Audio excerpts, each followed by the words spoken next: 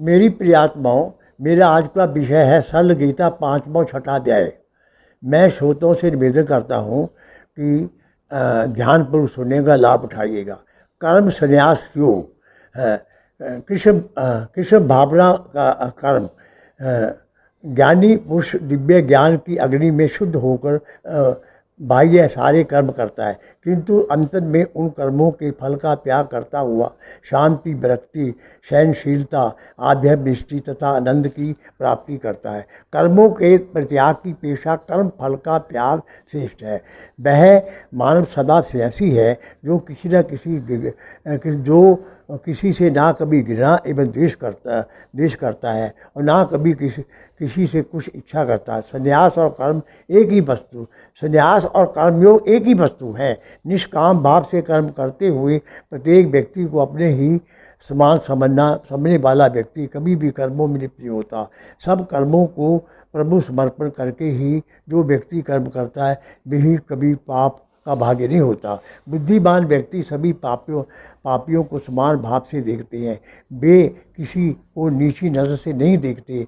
जिस व्यक्तियों में यह समता की भावना आ जाती है वे एक प्रकार से मुक्त है। ज्ञानी को कभी भी सुख दुख का अनुभव नहीं होता।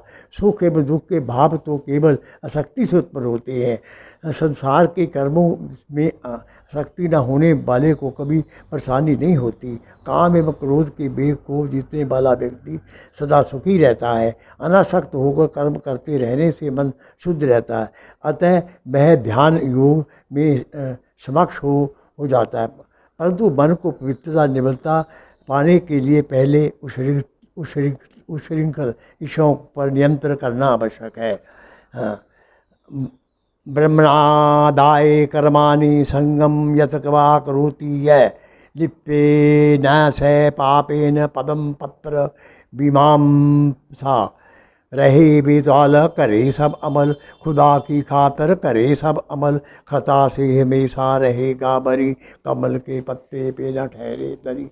जो व्यक्ति आसक्ति को त्याग कर परमात्मा में अर्पण करके कर्म करता है वह व्यक्ति कर्म के पत्ते की भांति पाप से लिप्त नहीं होता।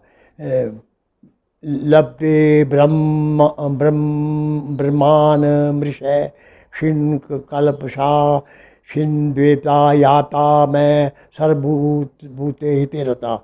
ऋषि मिट चुके जिनके जुल्मों तमाम, जिन्हें खुद पे काबू धोई पे ना जो सबकी भलाई के ख्वाह करे, मिले ब्रह्म निर्माण आखिर उन्हें।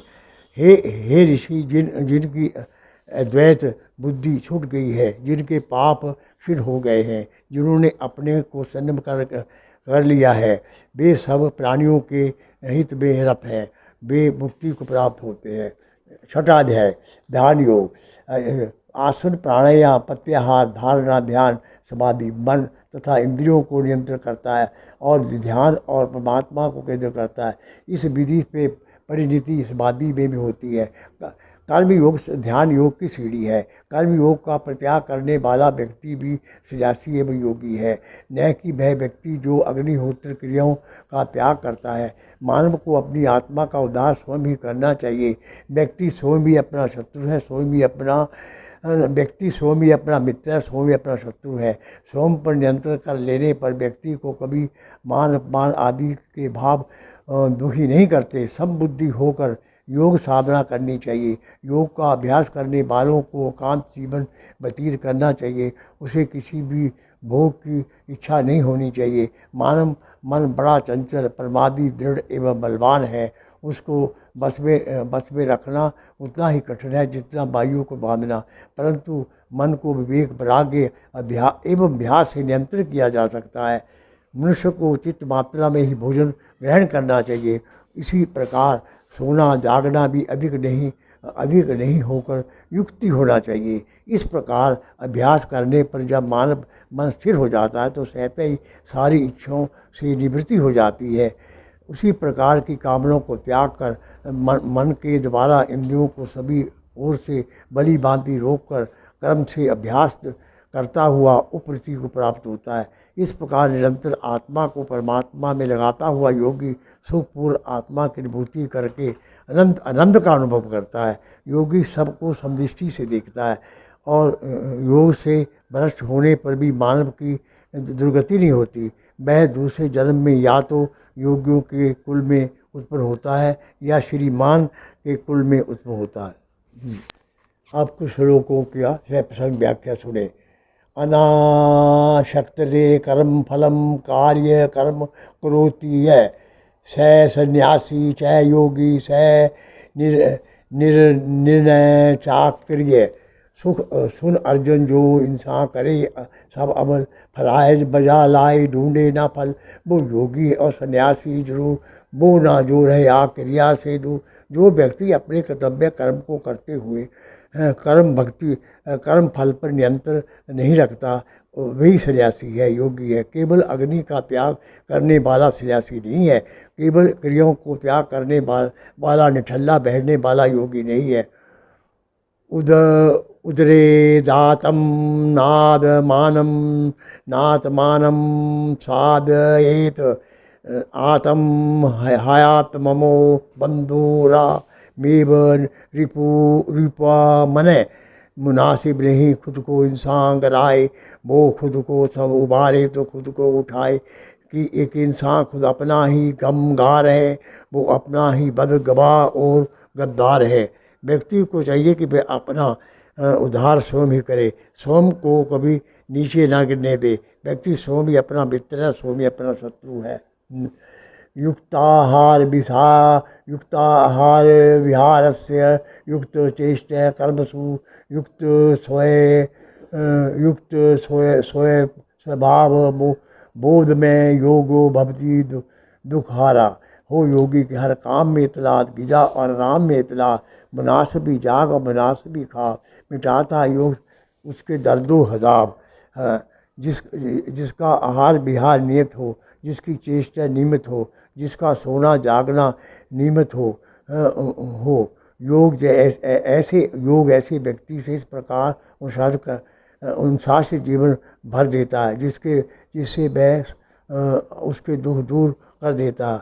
यतो निश्चलती मन सच्चे चंचलम स्थिरम तत्सो नियत दात नेम वंशम नेत। मन इंसान का चंचल है, बेकरार दौड़ता रहे वह बार बार। दो भागे तो भाग इसकी झट मोड़ दे, हिफाजत बेरूब इसे छोड़ दे।